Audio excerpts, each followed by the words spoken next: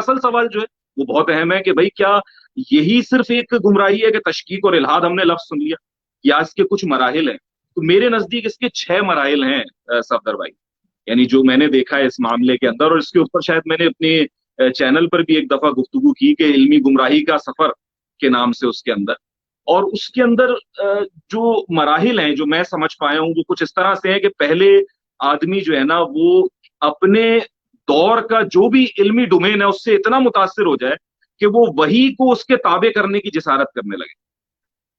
यानी वो अपने किसी भी इल्मी डोमेन से, यानी कल जो है वो यूनानी फलसफा बहुत ज्यादा गालिब था, तो यूनानी फलसफे को पहले उन्होंने बनाया क्राइटेरियन, और उसके बाद उन्होंने दीन को पढ़ा और उस दीन में जबरदस्ती यूनानी फलसफे को घुसाने की कोशिश की।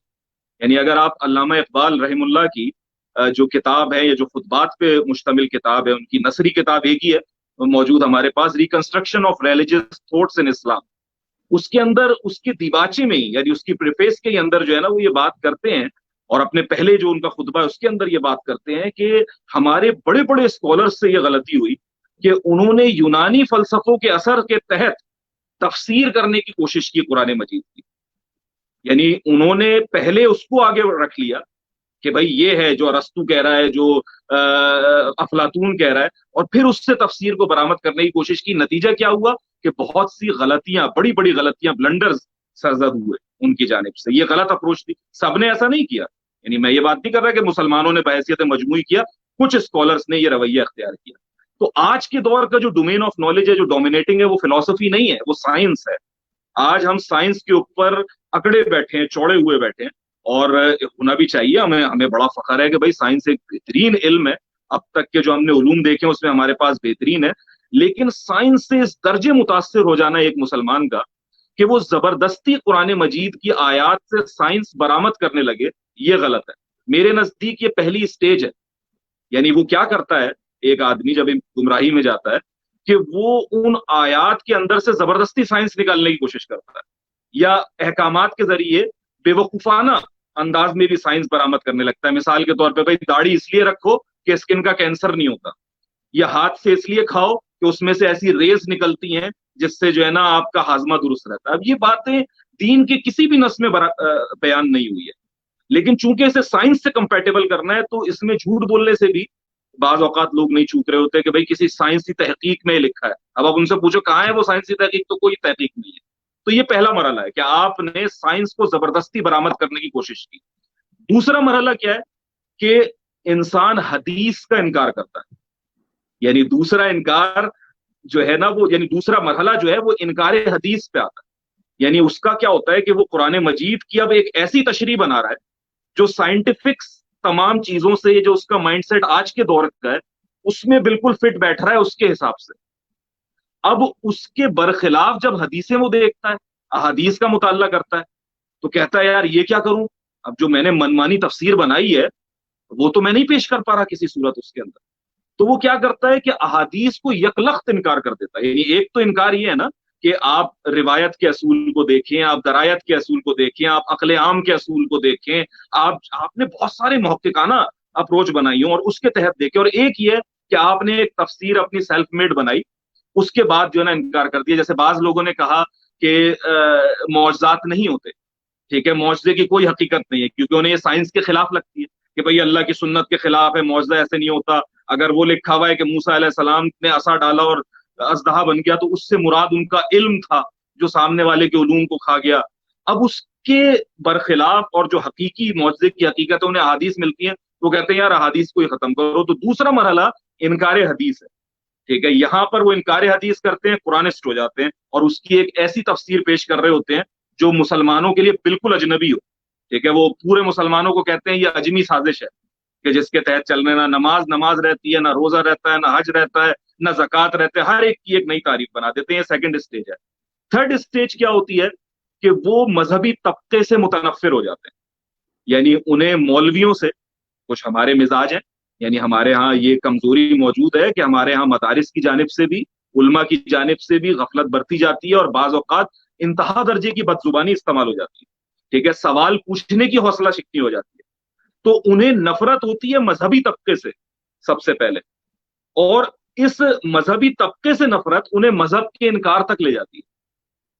यानी मसला है किसी इस्लाम के ठेकेदार से, लेकिन इनकार किसका करेंगे? इस्लाम का या मजहब का एज ए होल। तो ये तीसरी स्टेज है कि वो खुदा को तो मानते हैं, ठीक है, लेकिन वो इस्लाम का या किसी भी मजहब का इनकार कर देते हैं, मजहबों को जो है ना छोड़ बैठते हैं। इसे मैं कहता हूं कि ये स्पिरिचुअलिस्ट बन जाते हैं, ठीक है, रूहानियत की कोई टाइप। आप वो देखें जी, ओशो है, जैसे गुरु रजनेश है, उसका एक बहुत बड़ी फॉलोइंग है। इसी तरीके से आजकल सदगुरु बहुत पॉपुलर है, उनकी फॉलोइंग है। तो ये किसी मजहब को नहीं मानते, दे आर स्पिरिचुअलिस्ट। यानी ये भी मानते हैं कि मौत के बाद भी एक जो है ना कॉन्शियसनेस लेवल आपका बाकी रहता है, उसके साथ भी मामलात होते हैं, अमाल भी वो अच्छे करने को कहते हैं, तमाम चीजें बनाते हैं, लेकिन वो अपने दिमाग से एक जो है वो एक अंडरस्टैंडिंग क्रिएट करते हैं और मजहब का इनकार कर देते हैं, ठीक है। तो ये है वो तीसरी जगह जो कि जहां पर जो है ना एक इंसान पहुंच जाता है गुमराही के अंदर। और चौथी चीज क्या है कि जब वो कहता है कि जी मैं ये तो मानता हूं कि खुदा है, ये कायनात मैंने देखी, ये कायनात जो है इतनी पर्पसफुल है, ये ऐसा नहीं हो सकता कि बिला वजह बन गई, उसके अंदर के कोई जो है ना मामला हुए और इत्तेफाकात हुए और इर्तिका से गुजरी और ये हुआ यूं हुआ होगा, यानी तमाम हुआ होगा। नजरिया इर्तिका भी अगर मैं मान लूं तो उसके पीछे मुझे कोई इंटेलिजेंस नजर आती है, एक सुप्रीम इंटेलिजेंस नजर आती है। तो वो कहता है खुदा तो है, ठीक है, कि जिसने जो है ना इस कायनात को बनाया, लेकिन वो खुदा इसका भी हिसाब रखता है कि मेरे बिस्तर में कौन सो रहा है या कौन सो रही है, ठीक है, या मैं क्या खा रहा हूं क्या मैं नहीं खा रहा, ये मैं नहीं मानता। यानी I don't believe in personal God, मैं किसी ऐसे खुदा को नहीं मानता जो कल मेरा हिसाब लेगा। तो बेसिकली वो खुदा को एज ए क्रिएटर तो मानते हैं, लेकिन एक ऐसा क्रिएटर जिसने इस कायनात को बनाया और छोड़ दिया, और रोजे आखिरत में वो कोई हिसाब नहीं लेगा। और इसको जो है ना वो एक मिसाल भी दी जाती है, बड़ी मशहूर है, कि भाई एक घड़ी साज ने घड़ी बनाई, उसमें मशीनरी लगा दी और घड़ी में चाबी भर दी, अब घड़ी चल रही है, बेहतरीन मशीनरी चल रही है।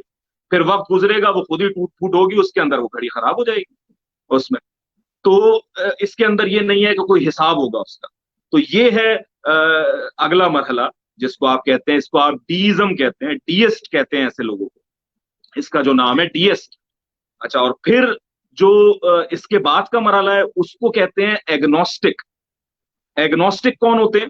ये वो लोग होते हैं जो कहते हैं कि यार हमें जो है ना दोनों बातें नहीं समझ आ रही पूरी तरीके से, यानी ये कि खुदा है और ये कि खुदा नहीं है, दोनों की बारी हमने सुनी, दोनों के पास जो है वो कुछ इस्तदलाल है मजबूत, और कुछ जो है वो ऐसी बातें हैं जिसके अंदर सवालात उठते हैं। तो we don't have enough proof to either accept और रिजेक्ट गॉड। हमारे पास काबिल तशफ़ी सबूत मौजूद नहीं है कि हम खुदा का इनकार या इकरार कर सकें, ठीक है। ऐसे लोगों को एग्नोस्टिक कहते हैं। इन एग्नोस्टिक के अंदर भी दो तरह के मिजाज पाए जाते हैं। एक एग्नोस्टिक तो वो होता है जो वाकई एक अच्छा एग्नोस्टिक होता है, वो तहकीक करता रहता है, उसे वाकई इस बात की तगोदो होती है कि यार अभी तो मैं एग्नोस्टिक हूं, लेकिन मैं इस एग्नोस्टिसिज्म से बाहर आना चाहता हूं, मैं कोई एक नतीजा कायम करना चाहता हूं, यानी खुदा के इकरार का या खुदा के इनकार का। लेकिन एक बड़ी तादाद एग्नोस्टिक्स के अंदर उन लोगों की भी होती है जो अपने कंफर्ट सर्कल में बैठ जाते हैं, यानी वो ये मुतमईन होकर बैठ जाते हैं, देखो यार हम तो बड़े जो है ना वो अच्छे इल्मी आदमी, हमारे पास प्रूफ नहीं, हम देख रहे हैं, लेकिन वो देखते देखते कुछ नहीं है, ना वो तहकीक करते हैं ना वो सोचते हैं, बस एग्नोस्टिक का एक टाइटल सजा के बैठे रहते हैं, सारी जिंदगी वो चले जाते हैं। तो लेकिन ये एग्नोस्टिक की बात है। और फिर आखिरी जो इसका मामला है उसे आप कहते हैं एथियस्ट, जिसके अंदर एक शख्स कहता है कि ये कायनात जो है इसका कोई बनाने वाला नहीं है, और वो फिर जो है उस पर वो चेन चलती है और तमाम सवाल चलते हैं, अच्छा भाई कायनात को बनाया तो कायनात को बनाने वाले ने किसने बनाया, ठीक है, और इस तरीके के जितने भी सवालात होते हैं वो सारे वो उठाता है, और वो खुदा के इनकार के ऊपर जो है ना वो खड़ा हो जाता है कि भाई मैं खुदा का इनकार करता हूँ। और मैं अपने तजुर्बे से आपको बता रहा हूँ सफदर भाई, और मुझे पता है कि जो मेरे एथियस्ट दोस्त हैं उन्हें ये बात बुरी लगे, लेकिन मैं चूंकि 17-18 साल से इंग्लैंड के अंदर मौजूद हूँ, दावत दीन से मैं वाबस्ता रहा हूँ, और मैंने बेशुमार मुल्हिदीन से, यानी इसके अंदर कोई एग्जैजरेशन नहीं है, मैं बढ़ा चढ़ा के आपसे बात नहीं कर रहा, इस चीज में मैंने बात की है, गुफ्तगू की, आमने सामने की है, और मैंने देखा है कि बेशुमार एथियस्ट ऐसे हैं जो अपने आप को एथियस्ट कहते हैं, लेकिन दर हकीकत वो एथियस्ट नहीं होते, वो एग्नोस्टिक होते हैं। यानी उनके अंदर कहीं ये होता है कि यार या तो खुदा है, यानी वो इस बात पर या तो डीएस्ट होते हैं या खुदा है, ठीक है, या एग्नोस्टिक होते हैं। एथियस्ट जो वाकई इस बात पर 100% मुतमईन बैठा होगा यार कोई खुदा नहीं है, कोई इम्कान ही नहीं है खुदा के होने, ٹھیک ہے. ایسا آدمی آپ کو ڈھونڈے سے بھی ملنا بڑا مشکل ہے. ٹھیک ہے, گو کہ کچھ لوگ دعویٰ کرتے ہیں آگے بڑھ کر, لیکن جب آپ ان سے ڈائلاگ کریں اور فرینڈلی ماحول میں ڈائلاگ کریں تو آپ کے سامنے جو ہے نا وہ کچھ حقائق آ جاتے ہیں. معذرت, سوال آپ نے اتنا ویسا پوچھا تھا کہ اس کا تھوڑا تفصیلی جواب دینا ضروری تھا.